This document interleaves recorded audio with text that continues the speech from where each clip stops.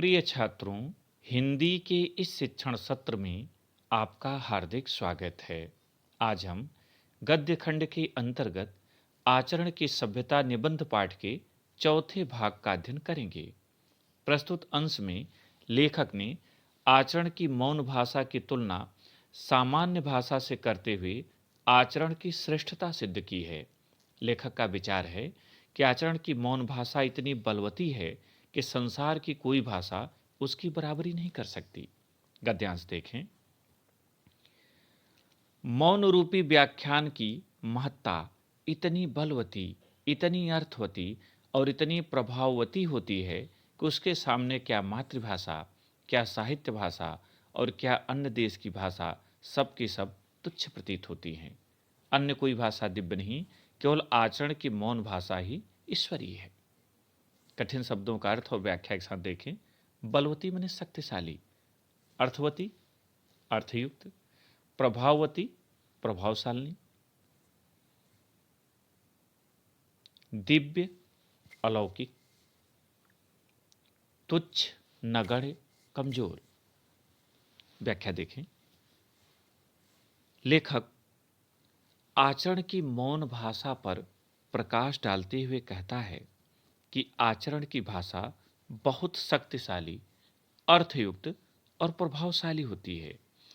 उसके प्रभाव के सामने संसार की कोई भी अन्य भाषा नहीं ठहर सकती, चाहे वह मातृभाषा हो, साहित्य की भाषा हो या संसार की कोई अन्य भाषा। सब की सब आचरण की भाषा के सामने कमजोर ही सिद्ध होती हैं।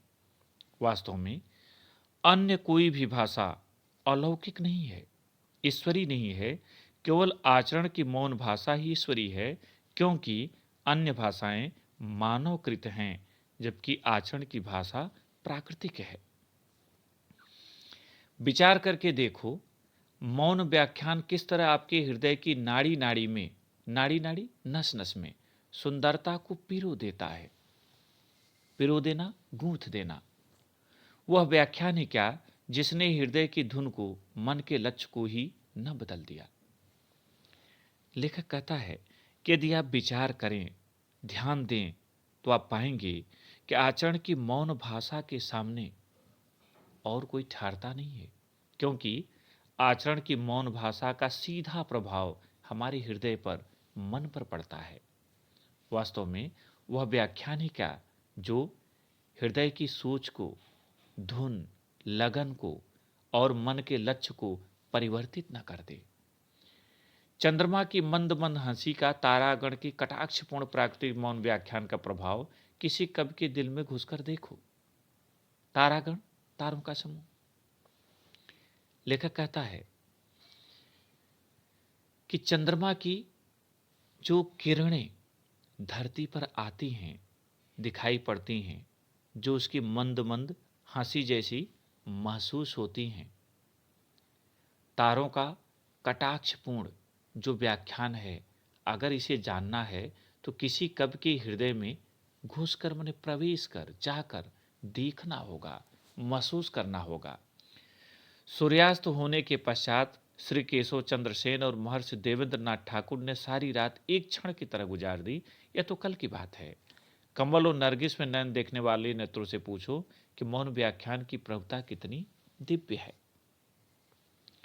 लेखक कहता है कि सूर्यास्त होने के बाद केशव चंद्र सेन और महर्षि देवेंद्र नाथ ठाकुर तारों की गति को देखने के लिए पूरी रात इस प्रकार जगे मानो क्षण भर में ही वह रात्रि समाप्त हो गई हो।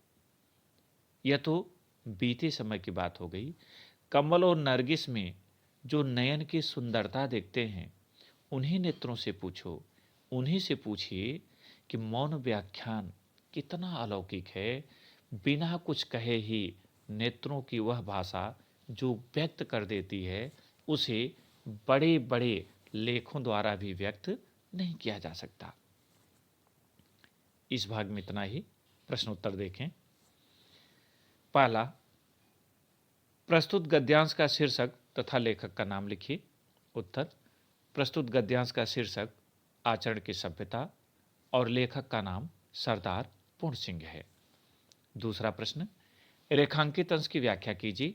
और यहाँ रेखांकित अंश है, मौन रूपी व्याख्यान की महत्ता इतनी बलवती, इतनी अर्थवती और इतनी प्रभाववती होती है कि उसके सामने क्या मातृभाषा, क्या साहित्य भाषा और क्या अन्य देश की भाषा, सब के सब तुच्छ प्रतीत होती हैं।